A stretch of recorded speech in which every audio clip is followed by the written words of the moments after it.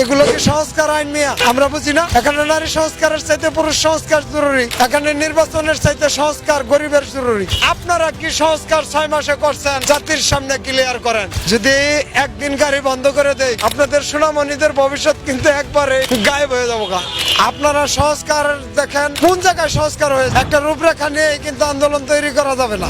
নারীরা চাইছে, নারীর ওই দেশের অধিকার রয়েছে, কিন্তু আমার কথা হলো যেটা নারীদের অধিকার সেটা তারা চাইবে, কিন্তু তারা যদি এই ফাঁকে সমকামিতা চায় বসে, ফ্রি যৌন মিলন চায় বসে, এগুলো তো এটা এই মুসলিম দেশে তো সম্ভব না। এগুলো নিয়ে তো এগুলো নিয়ে তো আন্দোলন করতে হয় না, এগুলো তো একেবারে খুব সুন্দরভাবে বোঝা যায়।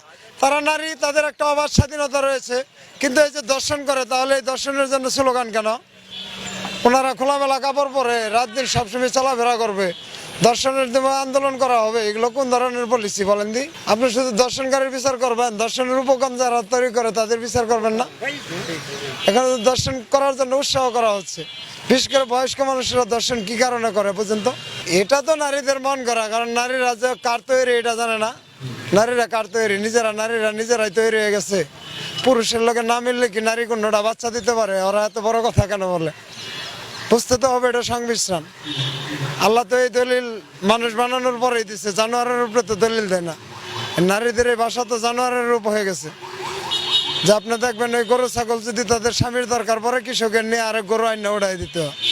মেয়েরা কি এই ধরনের সংস্কৃতির কথা বলতেছে নাকি? এটা তো কোরআন মানুষের তৈরি করা, এটা মানুষ আল্লাহ যে বিধান আল্লাহ রসুলকে দিচ্ছেন 1500 বছর আগে, ওই বিধান নিয়ে যদি এখন যারা কল্প পরিচালনা করে, আপনার নারী অধিকার কর্মীদের অবস্থা দেখেন তো দেখি। আপনি জমিন টিভি রিপোর্টারের প্যান্ট পরার অবস্থা দেখছেন?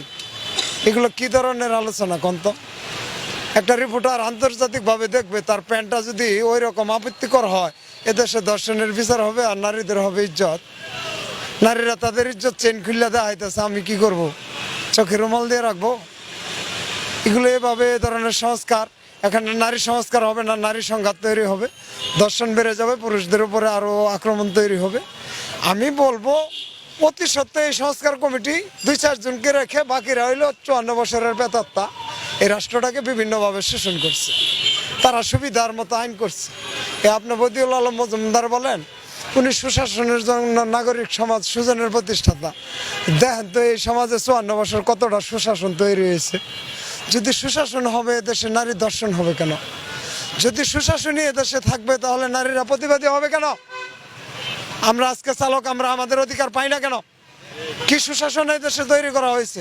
ওই যে লগে যুগ হয়েছে আলী ইমাম মজুমদার, আপনারা এদেরকে